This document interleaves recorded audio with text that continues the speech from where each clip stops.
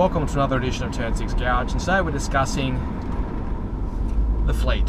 What's been going on, what is doing what, and what might be coming in the new year. Now, there's going to be a whole heap of new additions turning up that have been there for the last 6 or so months that you'll see on the channel in the coming weeks, and probably a whole heap more given that my other life has been troublesome and you're going to be seeing a lot more of my content, especially in the next 6 months or so.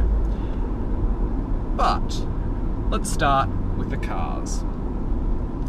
Well, there's the one I'm driving, the 1997 Mercedes E230. Now, I haven't driven this a whole lot this year. I've only ever stuck 2,500 Ks on it, because I've been away a lot with the other things and all that, but I'm still driving it. It needed a few things. It needed the cam angle sensor, which was a bit of time trying to diagnose the stalling issues this thing had, so it always stalled when it was warm, which was a bit of a problem. And eventually a bit of diagnosis, went to a couple of shops.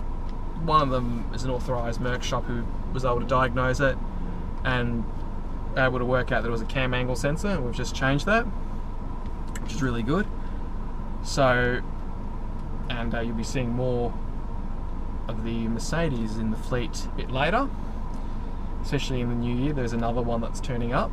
The C180 also hasn't had a whole lot done. Again, it's been sort of on the back burner. Same can be said for the 318, but they're both going to get stuff done. The C180's ASR light turned out to be a brake light switch, which is an €8 part. Yep.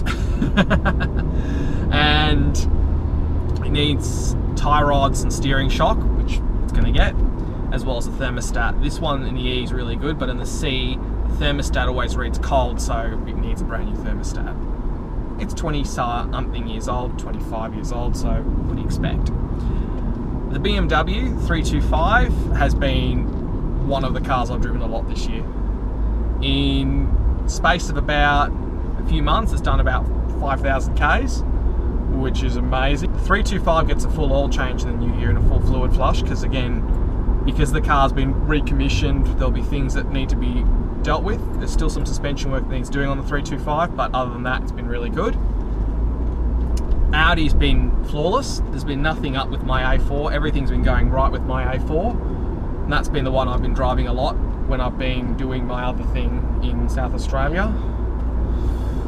The Ford has been a fantastic car share car.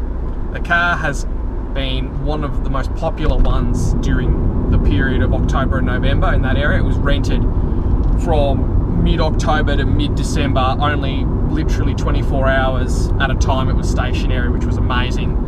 And the car does need a little thing here or there. It does have the door trim, as I found, has broken, so that needs to be dealt with. I stuck a whole bunch of duct tape on it to make sure it doesn't drop any more fabric. But other than that, it's going fantastic. It is a great little car. It still drives really well. It's still good fun to drive, and it's actually really good. Only thing I can say is the old world engine does have a bit of old world fuel economy, especially in the city, but you can't really fault it for what it is. It's a great cheap little car.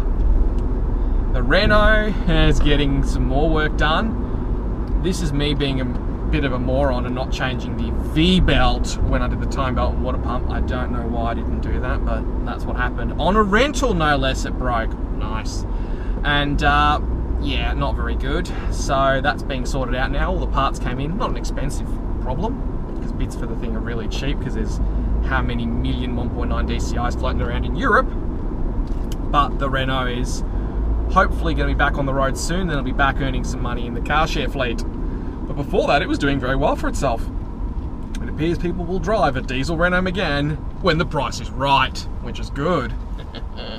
And that's sort of what I'm looking at more. Cheap stuff that no one really cares about, that no one really likes, that manual, auto, petrol, diesel, whatever, as long as it's in the criteria, is what we'll be doing more of. Now, there is some interesting things I would like to be doing in the next 12 months, and does involve doing things with cars. I'm not going to go any further because there's some ideas in the pipeline, some challenges for me to try and do a certain car for a certain price, and you'll see them coming along, hopefully, if all goes well in the next few months with these cars. So yes, there's something to look forward to there. Well, of the newbies, well, you'll be seeing one of the newbies either tomorrow or Saturday. It has been one of the best cars of the fleet. It was meant to go into the car share lot, but it's been so good for everyone who's driving it. It's economical, it's fun to drive, it's practical, amazingly, even though it's a 3-door, and even though it's got a bit of an odd shape in the boot's actually quite useful. So this car has been one of the most valuable ones of the fleet, and not sure if we want to turn it into a car share car because it's too bloody useful, this thing, and it can go places that most other cars can't go, but more on that later. So look back on another year. I thank you for watching my videos and watching my content. I appreciate all those people who viewed my videos and subscribed to my channels and commented on my videos. Thank you for doing this. It's made me very positive and very happy every time I look at it, especially during some of the not so good times, and there's been a few of those over the last 2 years especially. And I appreciate all the love I get from all you guys, and I hope to give you more content to entertain you. Thank you for watching. And if you like what I do, remember to like and subscribe.